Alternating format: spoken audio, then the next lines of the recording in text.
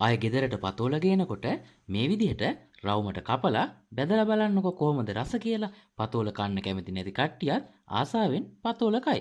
ඒ වගේම තාමත් අපේ channel එක subscribe කරලා නැත්නම් දැන්මම පල්ලෙහා තියෙන subscribe button එක ඔබලා ඊට එහා පැත්තේ තියෙන bell icon එක ඔබන්නත් අමතක කරන්න එපා.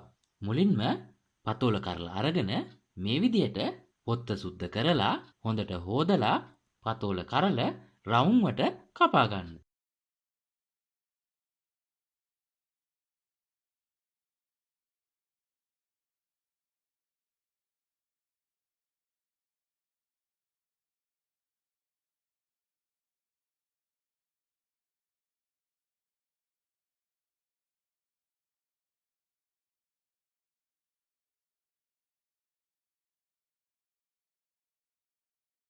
මේ තියෙන්නේ අපි රවුමට කපාගත්ත පතෝල. ඊළඟට අපිට අවශ්‍ය වෙනවා හාල් පිටි ග්‍රෑම් 50යි. ඒ වගේම කඩල පිටි ග්‍රෑම් 30යි. මුලින්ම හාල් පිටි කඩල පිටි භාජනයකට දාලා එයට කහ කුඩු තේ හැන්දක් එකතු කරන්න. ඊළඟට මිරිස් කුඩු තේ හැන්දක් එකතු කරන්න. ඊළඟට රස අණුව ලුණු එකතු කරගන්න. මේ සඳහා ලුණු එකතු කරනකොට ටිකක් වැඩිපුර ලුණු එකතු කරගන්න. ඊට පස්සේ වතුර දාලා මේ විදිහට මේ පිටි මිශ්‍රණය හදාගන්න. පිටි මිශ්‍රණය හදනකොට ටිකක් ඝනකමට තියෙන්න හදාගන්න.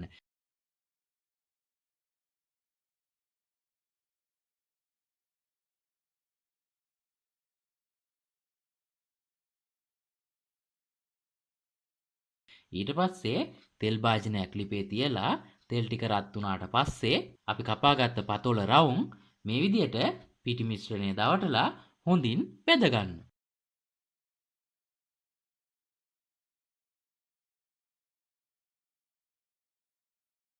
ඒ වගේම තාමත් අපේ channel එක subscribe කරලා නැත්නම් දැන්මම පල්ලෙහා තියෙන subscribe button එක ඔබලා ඊට එහා පැත්තේ තියෙන bell icon එක ඔබන්නත් අමතක කරන්න එපා.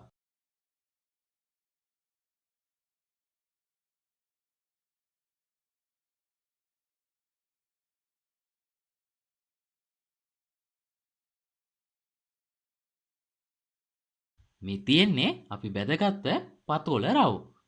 ඉතින් ඔයාලත් මේ විදිහට පතෝල රවුමට කපලා බෙදලා බලන්නකො කොහොමද රස කියලා.